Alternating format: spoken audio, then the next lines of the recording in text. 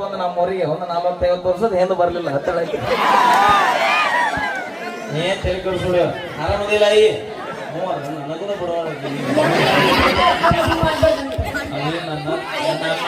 request ಮಾಡ್ಕೊತೀನಿ ನನ್ನ ಮುಟ್ಕೊಂಡು ಮಾತಾಡ್ಸಿದಾಗ ನೋಡ ಕನಕ ಬಿದ್ದಿಂದ ನನಗೆ ಸಂಬಂಧಗಳ ನೆನಪಿರೋದಿಲ್ಲ ಬೆನ್ ಹತ್ತದ 1 ಎಕರೆ ಹೊಲದಿಂದ ಬೆನ್ ಹತ್ತು ನೋಡ್ನಿ 1 ವರ್ಷದಾಗ 10 ಹುಡುಗಿಯರು ನಿನಗೆ ಬೆನ್ ಹತ್ತಾರ ಮತ್ತೆ ಅವೇ ಬ್ಯಾಡ ನೀನು ಒಳ್ಳೇದಕ್ಕೆ ಹೇಳ್ತೀನಿ ನಾ ನೀ ಮಾಡಿದ್ದ ಯಾರಂದ್ರೆ ಹೇಗ ಯಾವ ಸೂಕ್ಷ್ಮ ಇದ್ದಾರ ದೊಡ್ಡ ಏನೋ ಕೆಲಸ ಮಾಡಿಬಿಡ್ತಾರ ಲೇ ನೀ ಮುರಿದಿ ಪಾಪ ದುಡ್ಕೊಂಡ್ ತಿನ್ನಾಕ ಸ್ಟೇಜ್ ಹಾಕ್ಯಾನವ ನನಗೆ ಅದು ಬಂದಿಲ್ಲ ಮದಗು ನೀ ಹಿಂದ್ ಕೈ ಹೇಳ್ಸ್ಬಿಡ್ ಸರಿ ನೀ ಭಾಳ ಸುಮಾರದೀನಿ ನೀ ಎಷ್ಟು ಬರ್ಗೆಟ್ಟಿಯೋ ಓದಲ್ಲ ಒಂದೊಂದು ಇಟ್ಟಿರ್ತೀಯಲ್ಲ ನಾ ಗಣಮಗದೇನೆ ಗಣಮಗಿದ್ರೆ ಹುಡುಗರ ಲೈಫ್ನಾಗ ಆಟ ಆಡಂತಾರಲ್ಲ ಯಾವ ಆಡ್ದೇವ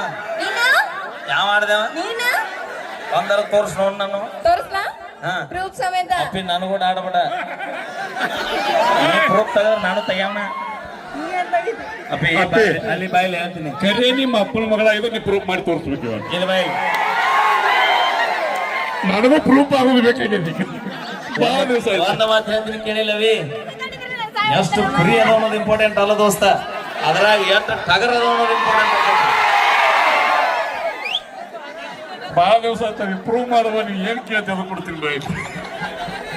ಸರ್ ಸಪ್ರೇಟ್ ಆಗಿದ್ದಾಗ ಹಂಗೆಲ್ಲ ಇಲ್ಲ ನಮ್ದು ಏನಿದ್ರು ನೇರ ದಿಟ್ಟ ನಿರಂತರ ನಮ್ಮ ಹುಡುಗರ ನಾವು ಹುಡುಗಿಯರ ಜೀವನದಾಗ ಆಟ